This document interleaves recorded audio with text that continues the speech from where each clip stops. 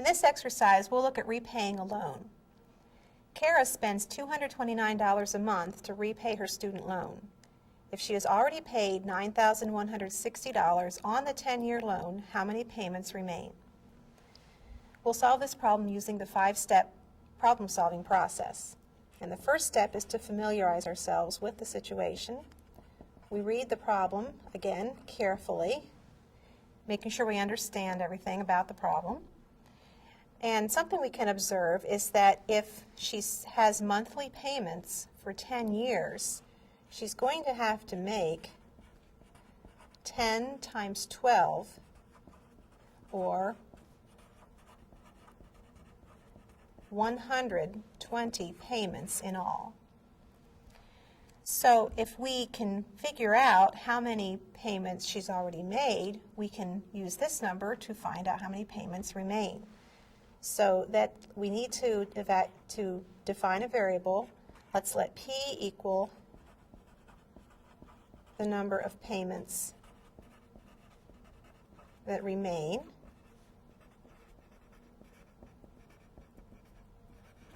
And we'll let M equal the number of payments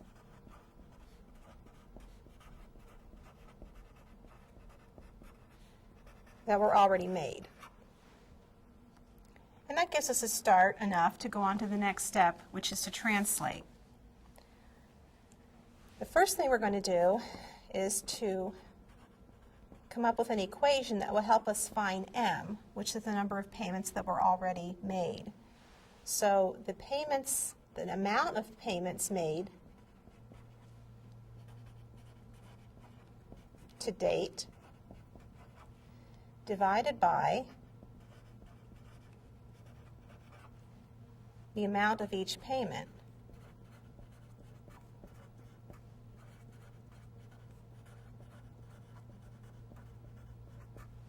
is going to be the number of payments made.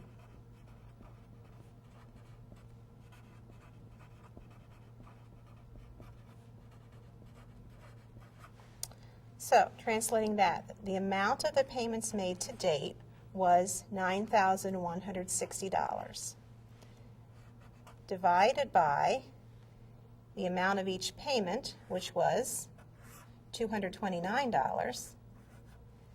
That equals the number of payments made, which we define to be M.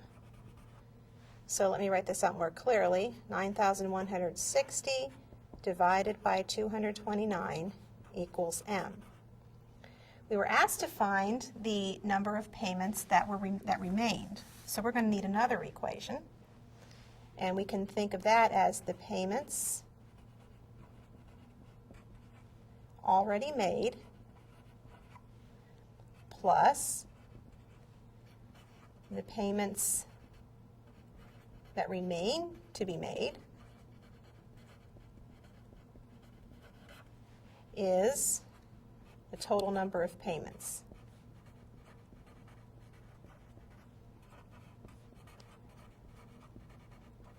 And we know that the payments that were made already is the variable M that we defined, plus we defined the number of payments remaining as P translates to equals, and we found that the total number of payments, that 10 times 12, was 120.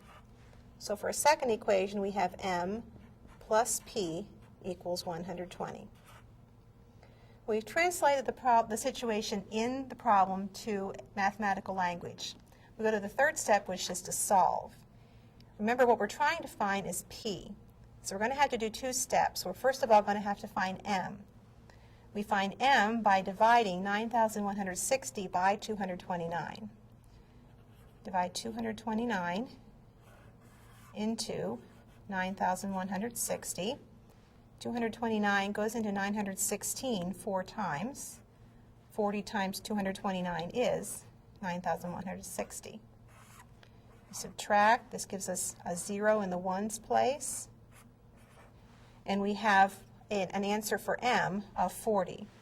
So we have M equals 40. So she's already made 40 payments. In the second equation, we can substitute now 40 for M. So we have 40 plus P equals 120. Subtracting 40 from both sides, we have 40 plus P minus 40 equals 120 minus 40, or P equals 80. And so we have solved for both M and for P. And if it gets confusing to find out which one we were looking for, that's why it was very important to write that down in the familiarize step. If we looked back, we would find that P is the number of payments that remain to be made, which is what we were looking for. Now to check the answer,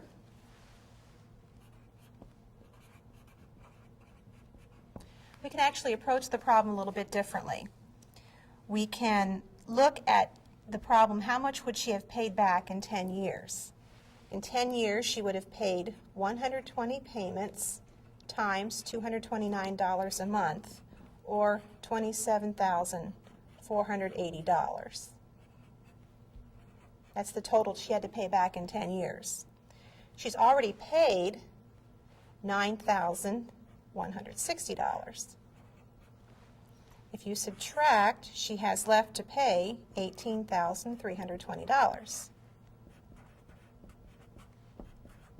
Let's label this.